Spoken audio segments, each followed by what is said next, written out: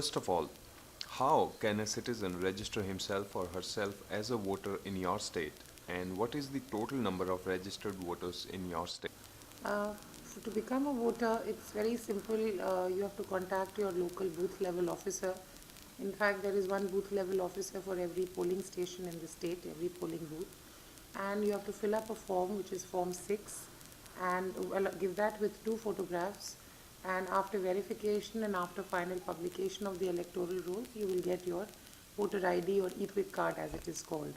Currently, we have about 1 crore 27 lakh voters in the state, of which about 69 lakhs are male and about 58 lakhs, something over 58 lakhs, are women. What number of eligible citizens were registered as voters as per your latest revision of electoral rolls? In fact, this time we carried out a very massive public outreach campaign so as to make people aware that a revision is going on and that this is the best time to get your vote made if you do not have it, through the press, through the radio, through various electronic and public outreach methods. So I'm very happy to tell you we've added about 4,85,000, 4,86,000 to be precise, new voters.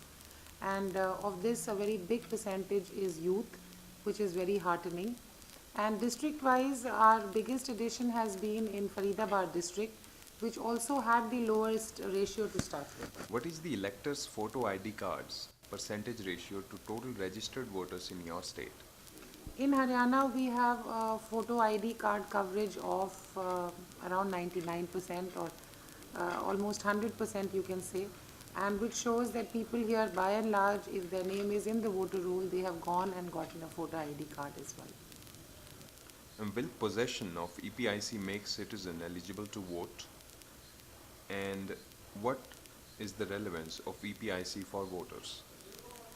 You see, the photo ID card by itself does not make you eligible to vote. In fact, people are always surprised when you tell them this.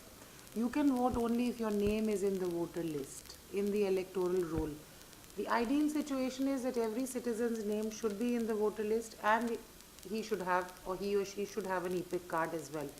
But there are times where discrepancies in the rolls, somebody's name may be there in the rolls, but they may not have gotten an ID card made.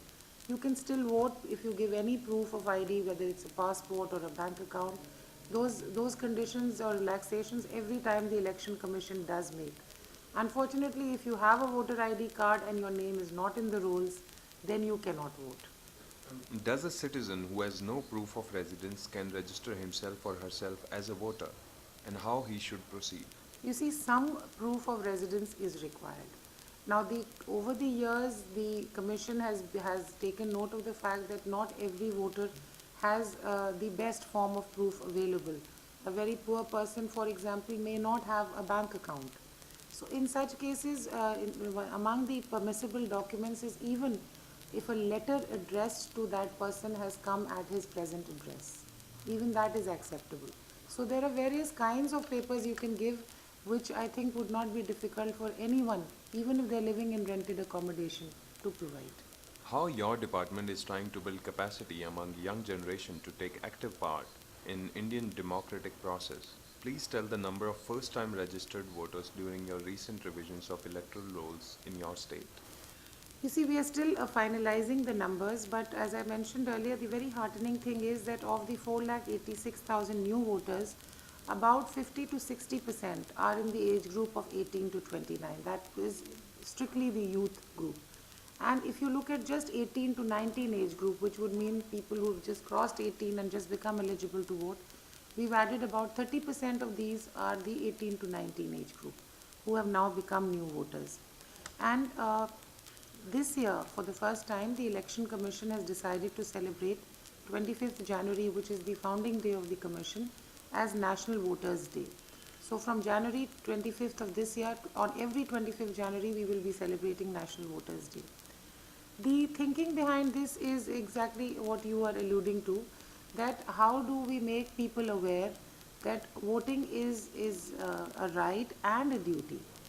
And young people especially should feel proud to have a voter ID card, should be proud to be part of India's great democracy.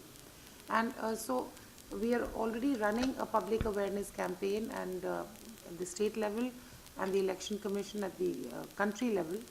And on 25th January, we will be distributing these voter ID cards, these EPIC cards, to all the new electors across the state in their polling booths. So there are going to be thousands of, let's say, local level and then district level and then state level functions, where especially young voters, and they will be given badges as well, which say, proud to be a voter and ready to vote. So we want to make it something that's cool and that young people should be involved with. Does your department have its citizens charter? And when was it implemented? And please brief us about it. Yes, we do have a citizens charter, which in fact we have updated and released very recently in October itself. And the citizens charter, I would say, serves two purposes. We have tried to distribute it widely. It's on the net as well. That firstly, people know how to and where to go for getting their name in the list, in the voter list, or in getting a voter ID card. So information is one part. And the second part is who to contact and what they can expect by way of service, as to that they will get a voter ID card in so much time, that they will get an acknowledgement of their application form. So all these things we have put in the Citizens Charter. Is there any grievance redressal mechanism for citizens where an aggrieved voter can lodge his or her complaint? Total number of complaints lodged and addressed. In fact, very recently we've upgraded the grievance redressal mechanism, and now in every district we do have a desk, a helpline where voters can contact and give their complaints. We also have a monitoring system, and the system which has worked best for us is we set up a toll-free number at the state level, and we have been getting a huge number of calls on that, mostly related to discrepancies or their names missing or not getting the voter ID card, and we log all the calls, so that has helped us to quickly handle those complaints. And similarly, now we put the same thing in place for each of the districts with a toll-free helpline number, also on the web and physically if somebody gives a complaint. Would you have any approximate number regarding the number of complaints? Well, during the revision period of, when people could apply, we got about, complaints, I would say we got about 170 odd. And the others were of routine nature. Where can I go? Where do I get this? Where do I give this? So, and I think most of them have been attended or will be when we give out the EPIC cards at the end of the revision.